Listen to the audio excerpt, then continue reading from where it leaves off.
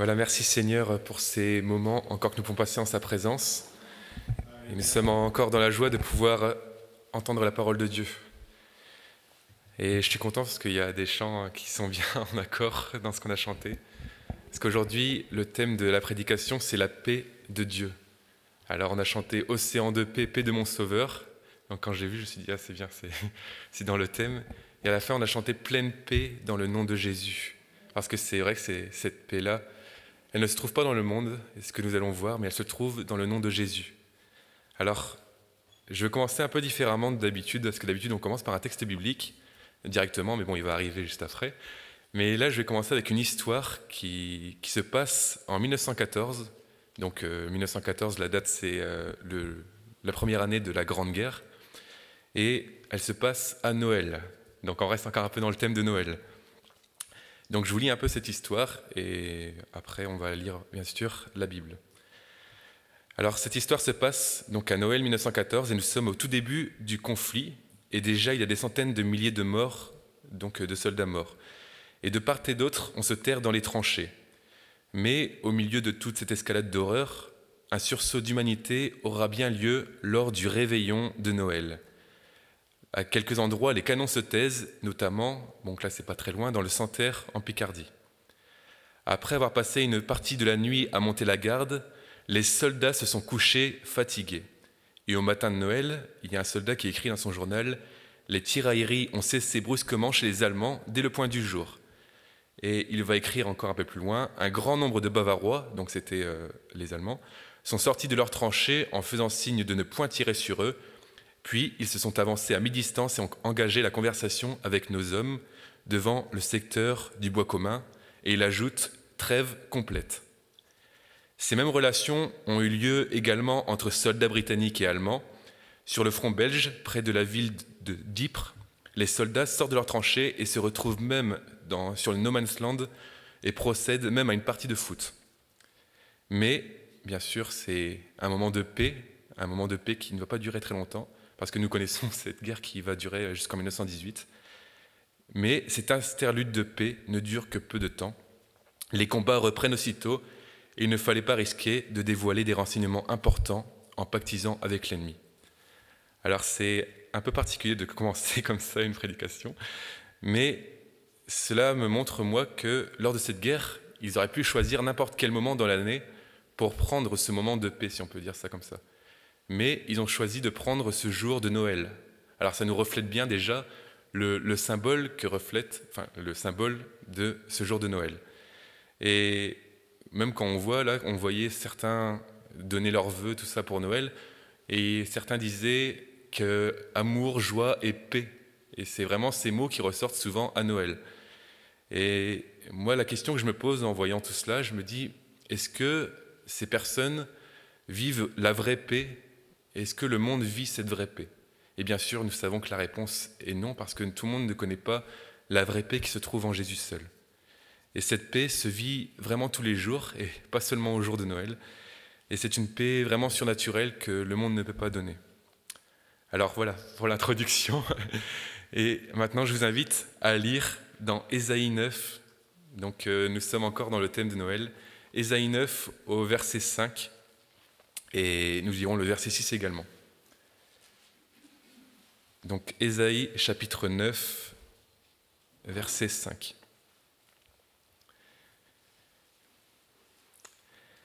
Car un enfant nous est né, un fils nous est donné, et la domination reposera sur son épaule. On l'appellera admirable, conseiller, Dieu puissant, Père éternel, prince de la paix. Donner à l'empire de l'accroissement et une paix sans fin au trône de David et à son royaume. L'affermir et le soutenir par le droit et par la justice, dès maintenant et à toujours, voilà ce que fera le zèle de l'Éternel des armées. Amen. Alors pourquoi commencer par ce texte? Parce que nous connaissons bien ce texte et on voit que ces versets déjà nous rapportent une prophétie d'Ésaïe qui a été donnée bien avant que Jésus naisse. Alors tous les ans on en parle parce que c'est tellement important de se rappeler que Jésus a été prophétisé 700 ans même avant qu'il naisse, Et c'est là qu'on voit encore comment Dieu fait les choses de façon incroyable, parce qu'on voit que tout est donné en détail, et cela va s'accomplir tellement parfaitement. Tout ce qui a été dit par le prophète Ésaïe et les autres prophètes, s'est accompli parfaitement. Et ce qui nous intéresse cet après-midi aussi dans ce texte, c'est de voir qu'il y a certains noms qui sont donnés à Jésus. On voit, quand on relit Ésaïe 9,5, on voit qu'il est appelé admirable, il est appelé conseiller, il est appelé Dieu puissant, Père éternel. Ça, c'est aussi incroyable de voir que même Jésus est appelé un Père éternel. C'est parce que pour chacun de nous, il est un Père également. Et il est appelé Prince de la paix. Et c'est vraiment ce nom de Jésus, c'est ce nom qui est vraiment attaché à Jésus, parce qu'il est le Prince de la paix. Et ce nom, on voit qu'il est lié au fait de son incarnation, parce qu'on voit que c'est un enfant qui nous est né. On parle encore d'une prophétie de Jésus enfant, mais même avant qu'il naisse, Jésus était déjà le Prince de la paix. Et nous voulons vraiment nous rappeler que c'est un des buts de sa venue sur terre aussi à Jésus, c'est d'apporter la paix à ce monde. Et c'était déjà inscrit dans son nom. Les Juifs pensaient, notamment, on voit dans la Bible, à travers le ministère de Jésus, tout cela, on voit que les Juifs et même les disciples pensaient que le Messie serait celui qui allait les délivrer des Romains. Mais à cette époque-là, Jésus n'était pas venu pour faire la guerre ou quoi que ce soit aux Romains, même s'il est appelé Dieu puissant, alors c'est que c'était possible et qu'il aurait pu chasser les Romains du pays où habitaient les Juifs. Mais on voit dans Luc 19 notamment que Jésus ne montre pas du tout qu'il est venu pour faire cela, mais il est venu apporter la paix. Et dans Luc 19, c'est Jésus qui entre à Jérusalem. Et cette entrée à Jérusalem, on la connaît bien parce qu'il entre d'une façon un peu particulière. Alors bien sûr, il y a la foule qui va l'accueillir, tout cela. Et il va entrer sur un ânon. Et on voit cette venue triomphante. Et même la foule va le reconnaître comme le roi. Vous voyez que la foule, elle va crier « Béni soit le roi qui vient au nom du Seigneur, paix dans le ciel et gloire dans les lieux très hauts. » Déjà, la foule reconnaissait en lui le roi, parce que sa façon de venir dans Jérusalem aussi, ça montrait qu'il était un roi. Mais Jésus, il ne va pas entrer à Jérusalem comme tous les conquérants, tous les rois de cette époque-là, parce que sinon, c'est parce que notamment à cette époque-là, les conquérants, quand ils entraient dans une ville, c'était pour faire la guerre et pour conquérir la ville généralement. Et ils entraient sur un cheval, parce que le cheval, c'est vraiment le symbole aussi de la puissance. Enfin voilà, ils montraient qu'ils étaient venus pas pour la paix, mais pour la guerre. Et par contre, Jésus, il va montrer que lui, il est venu apporter la paix. Et c'est là qu'est le symbole de l'ânon. L'ânon, c'est vraiment ce petit animal humble. Et Jésus affirme publiquement qu'il est le Messie. Donc c'est la façon d'entrer. Et il va montrer qu'il est le roi qui règne sur le monde, mais aussi qu'il apporte la paix. Il est le roi de paix. Et encore aujourd'hui, c'est encore pour nous aujourd'hui ça, il est le roi de paix. Et même la foule, elle va crier encore. Quand la foule crie, ce qu'on vient de lire, elle va reprendre notamment en partie les paroles des anges dans Luc 2 qu'on a lu ce matin, où les anges vont dire « Gloire à Dieu au plus haut des cieux ». Et là, c'est la partie qui est un peu reprise par la foule. « Paix sur la terre aux hommes qui l'agréent ». Et parfois, c'est même traduit par « aux hommes qui l'aiment ». Et c'est cela aussi, ce que Jésus est venu faire, c'est d'apporter la paix sur la terre. Alors ce n'est pas à quelques personnes choisies que Dieu est venu apporter la paix, mais c'est vraiment à tout le monde sans exception. Qui que nous soyons, Jésus veut nous apporter la paix. Et dans cette entrée triomphante à Jérusalem, on voit que Jésus va accomplir une prophétie qui se trouve dans Zacharie au chapitre 9, donc chapitre 9, versets 9 à 13, où tout va être encore accompli dans le détail, et c'est encore super impressionnant comment on voit que tout ce que Jésus va faire, tout est accompli. Et il est écrit au verset 10, donc là c'est au milieu du projecteur, de l'écran, il est écrit que le Messie annoncera la paix aux nations. Donc là on voit que ce n'est pas seulement au peuple juif, comme certains ont voulu le montrer, ce n'est pas seulement au peuple juif que Jésus est venu apporter la paix, mais c'est vraiment à toutes les nations sans exception. Et Jésus va apporter la paix aux Juifs, il va apporter bien sûr la paix au peuple français, on pourrait dire en général, il va apporter la paix aux musulmans, mais il ne veut pas seulement apporter la paix, il veut aussi sauver chacun. Parce que la paix de Dieu et le salut, c'est lié. Et c'est ce qu'on va voir après. Et nous voyons que le monde cherche la paix de diverses manières. Certains auront recours au yoga. Peut-être que c'est la chose qui nous vient en premier quand nous parlons de la paix intérieure dans ce monde. Certains auront recours au yoga, mais c'est plus pour trouver un moment d'apaisement intérieur et ça ne dure pas très longtemps parce que généralement c'est éphémère. Et c'est pas là qu'est la vraie paix. Ce n'est pas dans le yoga. D'autres auront recours à des religions comme le bouddhisme qui se dit religion de paix, mais ce n'est pas dans le bouddhisme qu'il y a la vraie paix, ni la vie éternelle au passage. C'est ce que j'ai ajouté, j'ai mis la vie éternelle non plus. Et d'autres encore chercheront dans les choses un peu plus matérielles, un peu plus terrestres. Certains, on entend souvent dans des témoignages de chrétiens qui sont devenus chrétiens du coup, et avant leur vie chrétienne, on voit qu'ils étaient certains dans la drogue, certains dans l'alcool, certains dans des choses vraiment matérielles. Et dans leurs témoignages, on en entend souvent, ils disent « Nous cherchions la paix, nous cherchions à vivre à l'extérieur de tous les problèmes de la société, tout ça. » Mais cette paix, elle ne se trouve pas non plus dans ces choses matérielles, et elle se trouve en Jésus, comme nous l'avons chanté encore tout à l'heure, pleine paix dans le nom de Jésus. Alors comment trouver la paix que Jésus, le prince de la paix, donne? Alors nous voyons d'abord la promesse que Jésus fait, et c'est ce qu'il va dire à ses disciples notamment avant de partir. Il va dire dans Jean 14 au verset 27, « Je vous laisse ma paix, je vous laisse la paix, je vous donne ma paix. » Vous voyez, cette paix, elle vient de lui et il nous la donne, c'est un don qu'il nous fait à chacun. « Je ne vous donne pas comme le monde donne. » Donc on voit déjà que ce n'est pas une paix comme on peut trouver dans ce monde.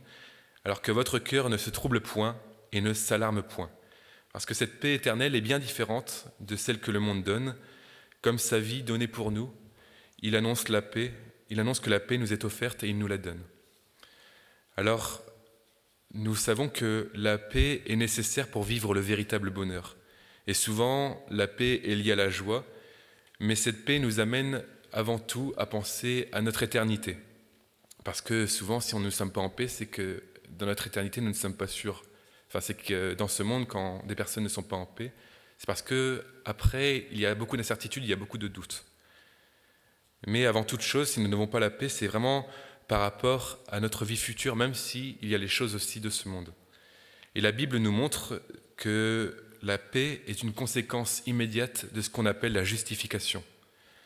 Et donc c'est le texte de Romains 5 au verset 1, où l'apôtre Paul écrit à l'église de Rome, « Étant donc justifiés par la foi, nous avons la paix avec Dieu par notre Seigneur Jésus-Christ. » Dans juste ce verset, on voit que ce n'est pas de paix humaine que Dieu nous parle, mais c'est vraiment une paix qui est avec Dieu, cette paix avec Dieu. C'est-à-dire que chaque homme est pécheur et que devant Dieu, chacun est coupable, parce que bien sûr il y a le péché. Et c'est pour ça qu'il n'y a pas la paix, parce que quand on n'a pas la paix, c'est parce qu'on sait qu'on est perdu par rapport à notre éternité et qu'on ne vivra pas avec Dieu. Et c'est pourquoi l'homme a besoin d'être justifié. On voit que, étant donc justifié, alors nous avons la paix. Et l'apôtre Paul va en parler beaucoup dans son épître à Rome. C'est vraiment un des thèmes principaux de l'épître aux Romains. Donc si vous le souhaitez un peu vous plonger dans la justification, tout cela, c'est vraiment dans cet épître qu'il faut aller voir. Et aussi, on va voir que la Bible nous montre que la loi va montrer combien nous sommes pécheurs et que la colère de Dieu est sur chacun de nous. Avant d'être chrétien, il y a la colère de Dieu qui est sur chaque homme et chaque femme sur cette terre. Et alors, nous ne pouvons pas vivre la vie éternelle. Mais Jésus, lui, est venu sur cette terre, lui, le prince de la paix, il a donné sa vie sur la croix et le sang de Jésus a été versé à la croix. Et c'est alors que la colère de Dieu a été détournée de chacun de nous parce que nous avons été réconciliés avec Dieu, parce que le sang de Jésus a été versé à la croix. Et l'apôtre Paul va ajouter encore dans Romains 5 au verset 9, « À plus forte raison donc, maintenant que nous sommes justifiés par son sang, serons-nous sauvés par lui de la colère. Car si lorsque nous étions ennemis, là c'était notre vie avant d'être chrétiens, pour ceux qui sont chrétiens, nous étions ennemis de Dieu, Et nous avons été réconciliés avec Dieu par la mort de son Fils. À plus forte raison, étant réconciliés, serons-nous sauvés par sa vie. Et non seulement cela, mais encore nous nous glorifions en Dieu par notre Seigneur Jésus-Christ, par qui maintenant nous avons obtenu la réconciliation. Et nous sommes justifiés par le sang de Jésus. C'est ce que nous disent ces versets, c'est-à-dire qu'il nous déclare justes, et c'est à la croix qu'il va nous déclarer justes. Alors comment vivons-nous cette justification? Cette justification, nous l'avons vu, il faut la vivre, et c'est par la foi que nous la vivons. Parce que Jésus a donné sa vie, et nous devons vraiment vivre par la foi dans le sacrifice de Jésus, cette justification. Parce que si nous n'avons pas la foi, alors ce sacrifice, il est inefficace. Vous voyez, nous avons lu, c'est « étant donc justifiés par la foi ». Nous devons croire, c'est une partie du mot « foi » qu'est ce que veut dire croire notamment, mais ce n'est pas seulement croire, c'est avoir une confiance vraiment totale en Dieu et dans le sacrifice de Jésus. Et alors, il y aura la foi en nous qui vont produire après la repentance, parce que la repentance, c'est la suite logique, si on peut dire cela comme ça. C'est vraiment de se détourner de nos péchés et de vouloir suivre Dieu. Ensuite, il y aura la nouvelle naissance, la vie nouvelle avec Dieu, et nous pouvons vivre cette paix en Dieu et avec Dieu. Alors, on voit que aussi un verset nous dit « Il est venu annoncer la paix à vous qui étiez loin, et la paix à ceux qui étaient près. » Et là, ce verset, on pourrait dire que même s'il y a des personnes qui sont détournées de Dieu, qui sont maintenant dans ce monde, eh bien c'est pour vous aussi, c'est pour ces personnes-là aussi que Jésus est venu se donner sa vie. Et il n'est pas trop tard pour revenir à Dieu, parce qu'il veut que ceux qui se sont détournés reviennent à lui. Il est venu annoncer la paix à vous qui étiez loin. Nous avons un verset dans Éphésiens 2 au verset 14, donc c'est jusqu'au verset 17, où, donc je ne vais pas le lire, mais enfin, vous connaissez, c'est notamment ces versets qui nous montrent la réconciliation avec Dieu qui a été possible par la croix. Mais cette croix où Jésus versa son sang pour chaque être humain, eh bien, il nous montre que nous étions séparés de Dieu. Nous étions séparés de Dieu par ce mur. Là, l'apôtre Paul, il va utiliser l'image d'un mur qui nous séparait de Dieu à cause du péché. Et il va nous montrer que ce mur a été renversé par Jésus. Alors qu'il nous était impossible de venir dans la présence de Jésus, alors que nous ne pouvions pas être en paix avec Jésus, alors par ce mur qui a été renversé, eh bien, nous pouvons avoir la paix dans nos cœurs avec Dieu. Et même la prophétie d'Ésaïe 53 nous décrit le sacrifice de Jésus qui s'accomplit dans les moindres détails. Et le Seigneur nous dit, donc c'est une prophétie encore qui a été annoncée bien avant le sacrifice de Jésus, il était blessé pour nos péchés, donc c'est Jésus qui a été blessé pour nos péchés, brisé pour nos iniquités, le châtiment qui nous donne la paix est tombé sur lui, et c'est par ses meurtrissures que nous sommes guéris. Nous étions tous errants comme des brebis, chacun suivant sa propre voie, et l'Éternel a fait retomber sur lui, donc sur Jésus, l'iniquité de nous tous. Vous voyez, là encore, cette prophétie nous montre que nous aurions dû subir la condamnation parce que c'est nos péchés qui étaient là, qui nous séparaient de Dieu. Mais Jésus a pris sur lui toutes nos iniquités, il a pris sur lui tous nos péchés, et le châtiment qui était censé tomber sur chacun de nous, il est tombé sur Jésus. Et alors, nous pouvons avoir la paix, ce châtiment qui maintenant nous donne la paix. Alors, nous qui avons goûté à cette paix de Dieu et cette paix avec Dieu, nous pourrions rajouter, ou vous peut-être qui prenez la décision, parce que nous pouvons prendre aussi, ceux qui ne l'ont pas encore fait, cette décision de suivre Jésus, de vraiment vouloir vivre en paix avec lui, et bien ensuite, nous sommes appelés à être des ambassadeurs de la paix. Et dans notre société, nous voyons qu'il y a diverses personnes, quand nous regardons par exemple les informations, diverses personnes se disent, ou même sont des représentants de la paix aux yeux du monde. En tant que chrétiens, nous devons prier vraiment pour la paix du monde, et surtout que ce soit la paix de Dieu qui entre dans les cœurs et non pas une paix éphémère. Et quand on regarde un peu tout ce qui se fait dans le monde, nous voyons qu'il y a une récompense particulière qui est attribuée à ceux qui contribuent à la paix. C'est le prix Nobel de la paix. Et on regarde la définition, c'est écrit que c'est un prix qui récompense la personnalité ou la communauté ayant le plus ou le mieux contribué au rapprochement des peuples, à la suppression ou à la réduction des armées permanentes, à la réunion et à la propagation des progrès pour la paix. Et en 2019, ce prix Nobel a été décerné, peut-être que vous avez entendu parler récemment, à un Premier ministre, le Premier ministre éthiopien. Il s'appelle Abiy Ahmed. Et aujourd'hui, cette personne qui contribuait au rapprochement des peuples, parce que c'est pour cela qu'il a eu le prix Nobel de la paix, eh bien, il est maintenant vu comme un chef de guerre. Il a notamment lancé une guerre génocidaire, notamment pour exterminer le peuple tigréen qui peuple le nord de l'Éthiopie. Et on voit que ce prix Nobel de la paix, finalement, c'est à un moment donné, c'est un prix pour un moment donné, mais ça ne représente pas vraiment la personne dans son entier, parce que cette paix, là encore, elle est éphémère, parce qu'elle appartient au monde. Mais c'est en Jésus vraiment que nous trouvons cette pleine paix, c'est en Jésus vraiment que nous trouvons cette paix profonde que personne ne peut donner. On connaît bien sûr un bon nombre de personnes, un bon nombre d'hommes de paix, ceux qui ont, notamment avec les guerres, tout ce qu'on a vécu, on voit des gens qui ont signé des traités de paix, mais ces personnes, ce n'est pas la vraie paix qui se trouve en Jésus. La paix de Dieu nous donne vraiment à chacun de nous une espérance éternelle, et c'est vraiment Jésus qui a prêché ce message d'amour et de paix. Il ne condamne pas celui ou celle qui va venir, celui ou celle qui désire se repentir, celui qui désire changer de vie. Eh bien, il ne le condamne pas, mais il l'accueille et il est prêt à lui apporter cette paix. Cette paix divine a un bon nombre de conséquences pour nos vies, à nous. Et donc, bien sûr, certaines sont éternelles, comme nous l'avons vu. Nous avons la paix pour l'éternité. Mais Jésus nous apporte aussi cette paix pour notre quotidien. Et la parole de Dieu nous exhorte aussi à vivre cette paix et à être ces ambassadeurs de la paix. Alors, en tant que chrétiens, nous devons vraiment être ces ambassadeurs de la paix parce que elle fait partie du fruit de l'esprit déjà premièrement. Nous devons donc la vivre en étant des nouvelles créatures en Christ, vivant en nouveauté de vie. On voit Galates 5, 22 qui énumère le fruit de l'esprit, où il est écrit, c'est l'amour, donc le fruit de l'esprit, c'est l'amour, la joie, la paix, la bénignité, la patience, la bonté, la fidélité, la douceur, la maîtrise de soi. On voit que tous ces mots se rejoignent un petit peu parce que c'est un peu notre identité à nous, c'est comment nous devons vivre chaque jour à l'exemple de Christ, et la paix en fait partie.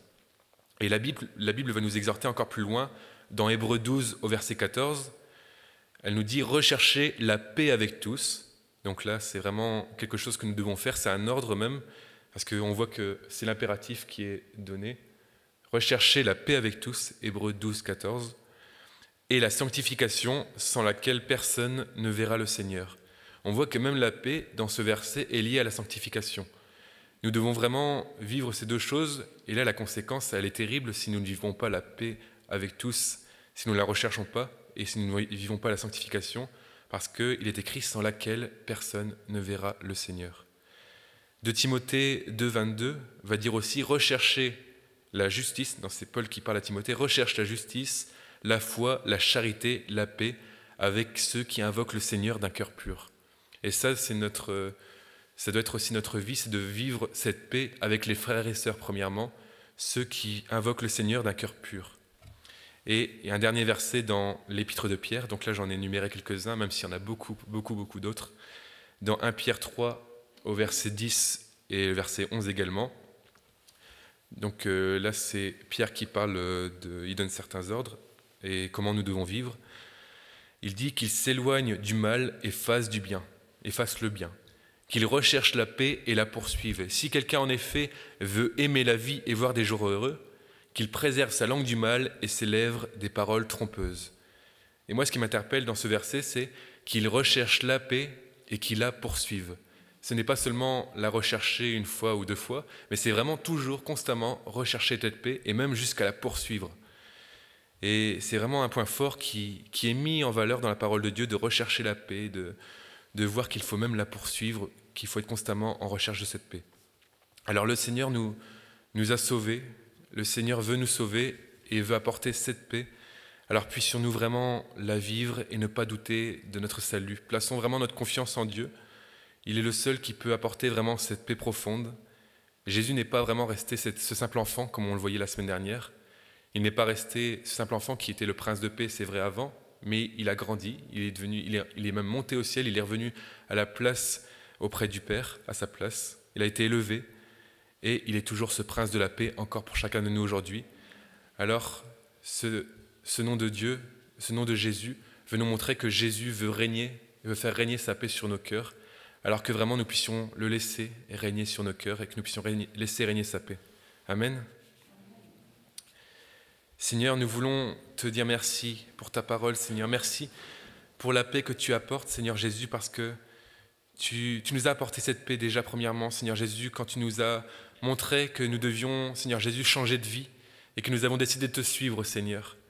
Merci pour la vie nouvelle que tu nous as donnée. Merci parce que tu sauves encore aujourd'hui ceux qui le décident, Seigneur Jésus, de te suivre et d'accepter le salut que tu leur offres, Seigneur Jésus. Merci parce que c'est vraiment un don qui vient de toi, cette paix, Seigneur Jésus, et tu nous l'offres gratuitement, Seigneur. Alors je veux te louer de ce que tu me donnes vraiment de la vivre au quotidien. Merci parce que nous savons que bientôt tu reviendras, Seigneur Jésus, que bientôt nous serons avec toi et quelle paix, Seigneur Jésus, nous avons de pouvoir vivre avec cette perspective que bientôt, Seigneur Jésus, nous serons avec toi. Seigneur Jésus, je veux te rendre gloire, Seigneur Jésus, encore pour ce temps. Je veux te prier de conduire encore toutes choses, de vraiment venir bénir notre Église pour que nous puissions vivre dans la paix, Seigneur Jésus. Merci de nous conduire là où tu le veux, Seigneur Jésus, de nous conduire dans ta volonté et de nous aider vraiment à vivre cette paix au quotidien, de la rechercher et même jusqu'à la poursuivre, Seigneur Jésus. Merci, mon Seigneur, encore pour ta parole qui nous fait du bien, Seigneur Jésus. Sois loué et glorifié, Seigneur Jésus. Amen.